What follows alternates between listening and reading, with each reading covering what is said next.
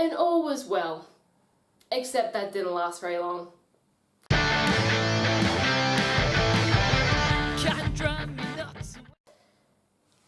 Hey guys, I'm Captain Awesomatious, also known as SJ, and welcome to my thoughts on Harry Potter and the Cursed Child.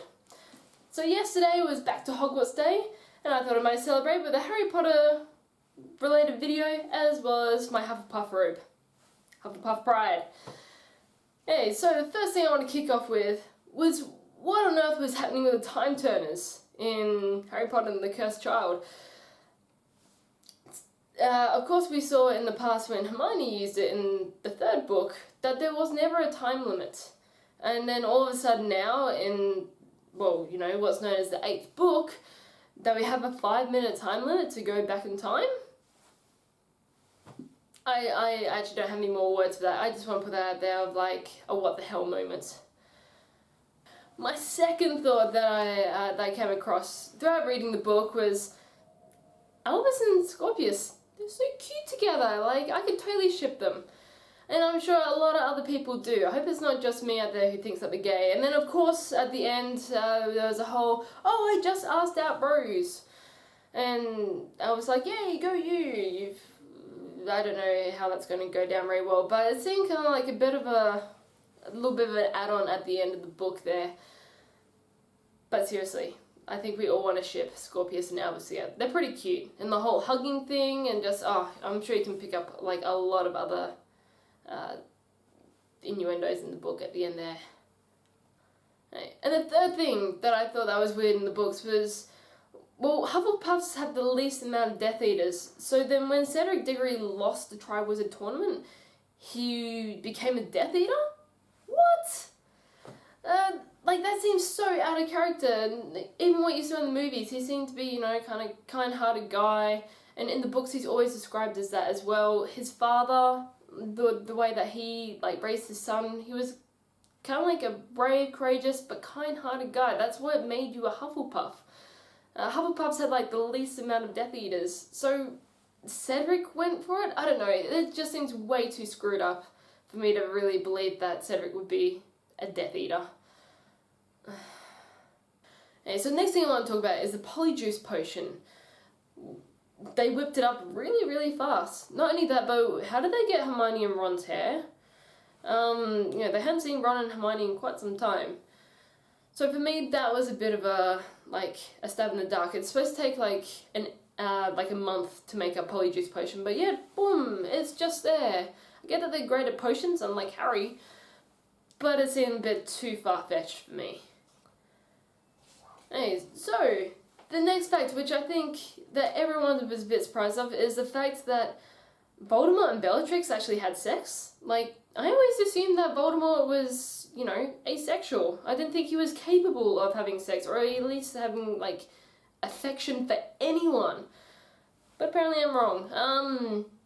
So yeah, the fact that he's got a daughter, and, like, when did Bellatrix, like, conceive this child? Because if you think about it, well, it's the end of the 4th book that Voldemort comes back. Then you got the 5th book, where he's kind of, like, in the wings a bit, but then at the end of the 5th book, Bellatrix is there. She's not pregnant at that particular stage when it's the Order of the Phoenix. And so then the 6th book happens, and then of course you don't really see Bellatrix at all. The 7th book, again, she, well, you know, from the Great Battle of Hogwarts, again, she's not pregnant there, nor is she pregnant when, you know, she's got Hermione and stuff. You know, torturing Hermione down to Malfoy's house. So when was Bellatrix pregnant? There wasn't exactly a great, you know, time period for that to actually happen. And then what happens to the child after that? You know, after Voldemort died, and then, you know, Bellatrix was, you know, recaptured and everything. So that kind of doesn't really make that much sense to me. Speaking of other stuff that doesn't make sense, is the prophecy. So Voldemort's daughter hears of this prophecy and goes out, of course, to save the Spare, which of course is Cedric. But then who actually casted this prophecy? Like, was it actually a reliable source? Because of course Dumbledore says when Harry hears about his prophecy is that he's heard many prophecies and not many of them come true. They were in the Ministry of Magic being held there, see if that actually did come true. So again, it seemed a bit far-fetched. Like, who made it? Was it actually a reliable source? Like Trelawney, she made many prophecies, but there was only one that ever came true. It's the one that she was in a trance for. I don't know. It seemed a bit too strange for me to believe it. Okay, and then the last point that I want to summarize on was the whole Harry and his parenting. And again, a lot of people have already talked about this, but there's one particular thing I want to talk about Harry's parenting, and that was a scene where he tells Professor McGonagall, "Oh, but you're not a parent, therefore you don't understand." Or at least words to that effect.